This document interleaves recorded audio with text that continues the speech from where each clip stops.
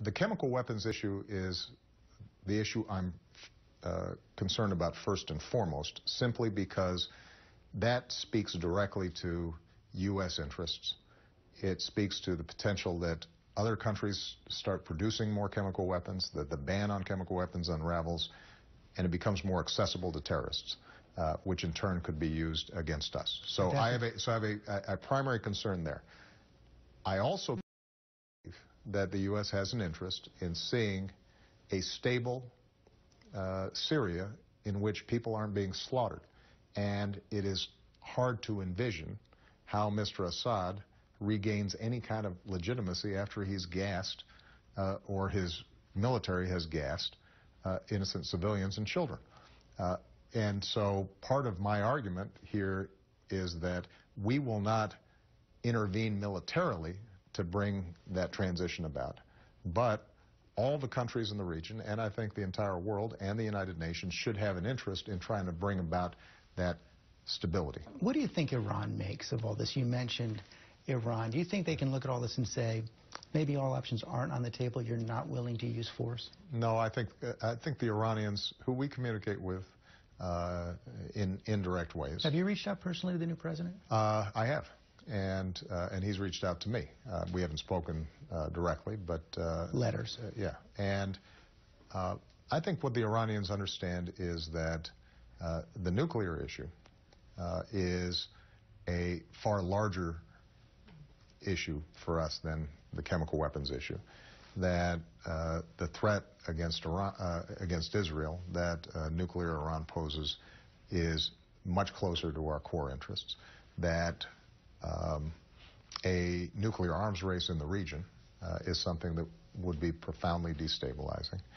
And so my suspicion is that the Iranians recognize they shouldn't draw a lesson that we haven't struck to think we won't strike Iran. On the other hand, what they should draw from this lesson is that there is the potential of resolving these issues diplomatically. You think they're there? You think they believe that?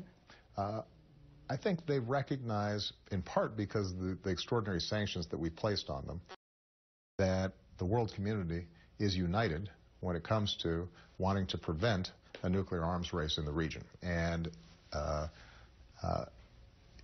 negotiations with the Iranians is always difficult. I think this new president is not going to suddenly make it easy. But my view is that if you have both a credible threat of force combined with a rigorous diplomatic effort, that in fact you can strike a deal. And I hold out that hope. Final foreign policy question. You've had a lot of armchair criticism. Yeah. I'm sure you're used to that. I am. Senator Corker, Foreign Relations Committee, said you're not comfortable as commander-in-chief. It's like watching a person who's caged. The president of the Council of Foreign Relations, Richard Haass, words like ad hoc, improvised, unsteady come to mind. This is probably the most undisciplined stretch of foreign policy in your presidency. Yeah. What do you make of that? Well, I think that folks here in Washington like to grade on style, right? And so had we rolled out something that was very smooth and disciplined and linear, they would have graded it well, even if it was a disastrous policy. We know that because that's exactly how they graded the Iraq war until so this doesn't change your view of President Bush?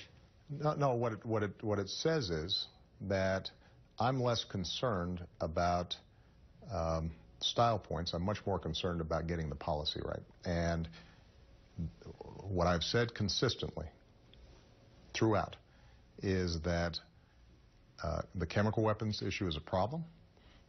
I want that problem dealt with. And as a consequence of the steps that we've taken over the last 2 weeks to 3 weeks, we now have a situation in which Syria has acknowledged it has chemical weapons, has said it's willing to join the Convention on Chemical Weapons, and Russia, its primary sponsor, has said that it will pressure Syria to reach that agreement. That's my goal.